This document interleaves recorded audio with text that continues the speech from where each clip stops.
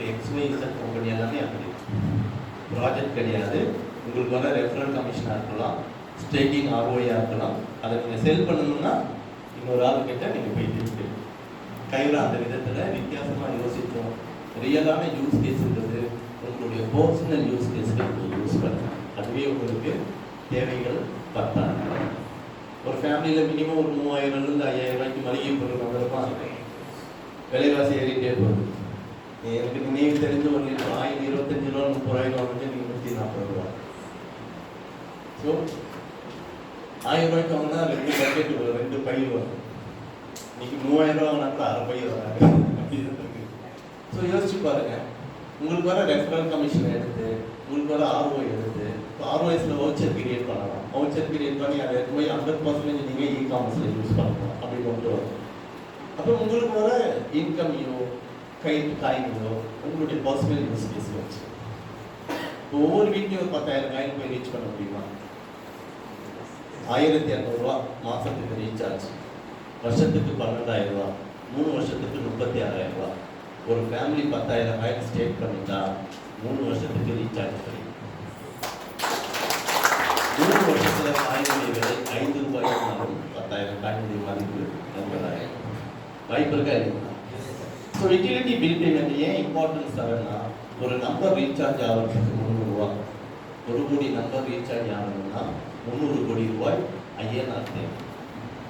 நீங்கள் கைத்தில் பண்ணுங்க, ஒரு காயின் 3 ரூபான்னா மாதம் 100 கோடி காயின் பிபிஐக்கு மட்டுமே தேவை.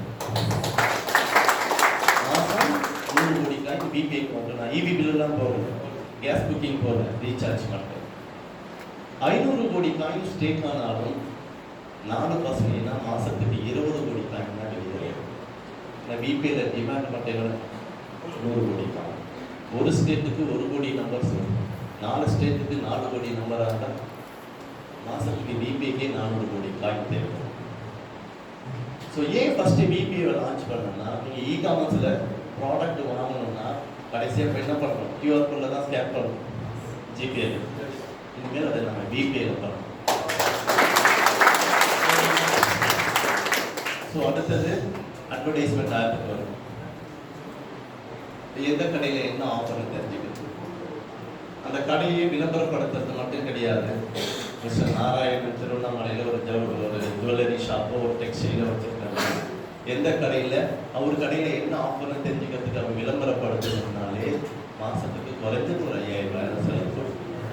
லோக்கல் சேனல் ஒரு ஸ்க்ராலிங்கு, நியூஸ் பேப்பரில் ஒரு விசிட்டிங் கார்டு சைஸ் விளம்பரம்னா கூட 2000 ரூபா.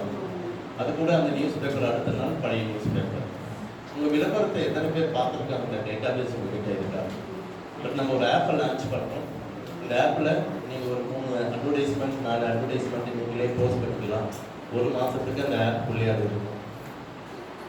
ஜெண்டர் வைஸ் மேல் ஃபீமேலுக்கு நோட்டிஃபிகேஷன் வச்சுக்கலாம், ஏஜ் வைஸ் நோட்டிஃபிகேஷன் வச்சுக்கலாம். உங்கள் ப்ராடக்டை எத்தனை பேர் பார்த்துருக்காங்க டேட்டா பேஸ் அனுப்புவாங்க.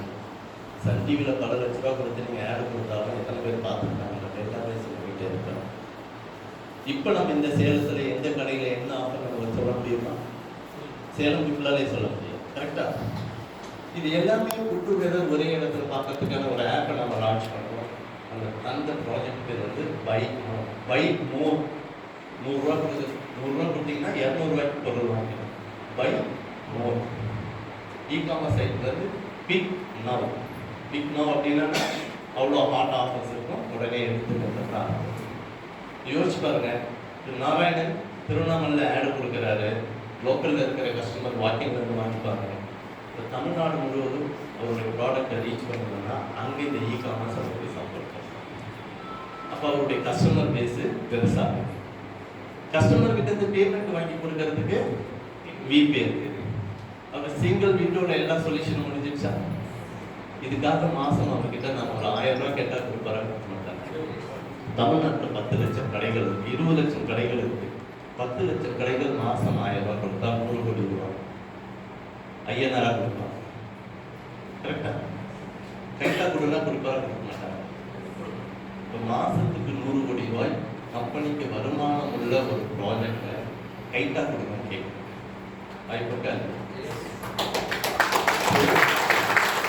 யூகேல ஒரு 100 கோடி காயின், பைமோல ஒரு 100 கோடி காயின், 200 கோடி காயின். ஆனாலும் ROI வர்றது 20 கோடி காயின். 10 times டிமாண்டை கிரியேட் பண்ணும். அதுக்கடுத்து ஸ்போர்ட்ஸ் வரும். E-commerce, utility bill payment, advertisement, 3 துறைகளை டச் பண்ணிப்போம். அதுக்கடுத்து sports, entertainment, education already launch பண்ணிட்டோம். கைராவை பொறுத்த வரைக்கும் ரோட் மேப்பில் என்ன சொல்கிறோமோ அதை நிறைவேற்றிடுங்க. ஆன் டைமுக்கு முன்னாடி இந்த இண்டஸ்ட்ரியில் கிரிப்டோ ஸ்டேக்கிங் நெட்வொர்க் இண்டஸ்ட்ரியில் ப்ராஜெக்ட்லாம் லான்ச் பண்ணிட்டு மார்க்கெட்டுக்கு வந்த ஒரே கம்பெனி நம்ம. அடுத்தது ஸ்போர்ட்ஸ், 6 ஸ்போர்ட்ஸ். ஒவ்வொரு sports cricket, kabaddi, volleyball, basketball, hockey and volleyball. Under 19 மட்டும் நம்ம டார்கெட் பண்ணோம். Boys under 19 10 team. எப்படி Chennai Super Kings, Mumbai Indians, Pro Kabaddi, அது மாதிரி 10 டீம். ஆல்ரெடி 3-4 டீமை நம்ம சேல்ஸ் க்ளோஸ் பண்ணி வச்சுருக்கிறோம். ஒவ்வொரு டீமும் ஒரு 2 கோடி ரூபாய்க்கு நம்ம சேல் பண்ணுறோம். 10 டீம் அவங்ககிட்ட ஒரு ஆப்ளிகேஷன் வச்சுருக்கோம். 50% கைட் ஆகினா இந்த ஃபீஸ் ஆகும். அப்புறம் கிரிக்கெட்டில் 10 டீம் 20 கோடி ரூபாய்னா 10 கோடி ரூபாய்க்கு கைட் ஆகிடுவாங்க. Girls 10 team, boys 10 team. ஒரு டீம் கூட விளையாடணும்னா 90 match. Quarter final 4, semifinal 2, final 97 match. பாய்ஸுக்கு மட்டும் 100 மேட்ச் வச்சுருக்காங்க. கேர்ள்ஸ்க்கு ஒரு 100 மேட்ச். இப்போ கிரிக்கெட்டுக்கு மட்டுமே 200 மேட்ச். 6 ஸ்போர்ட்ஸுக்கு 1200 மேட்ச் வருஷத்துக்கு நடக்கும். இந்த மேட்சை டெலிகாஸ்ட் பண்ணுறதுக்கு நம்ம ஸ்டார் ஸ்போர்ட்ஸ் கூட ஒரு டைப் பண்ணியிருக்கோம். கரெக்டாக ஸ்டார் ஸ்போர்ட்ஸு ஒரு மேட்சுக்கு 2 கோடி கேட்கலாம். கொடுக்க முடியுமா? 1200 மேட்ச்க்கு எவ்வளோ கொடுக்க முடியும்? 2004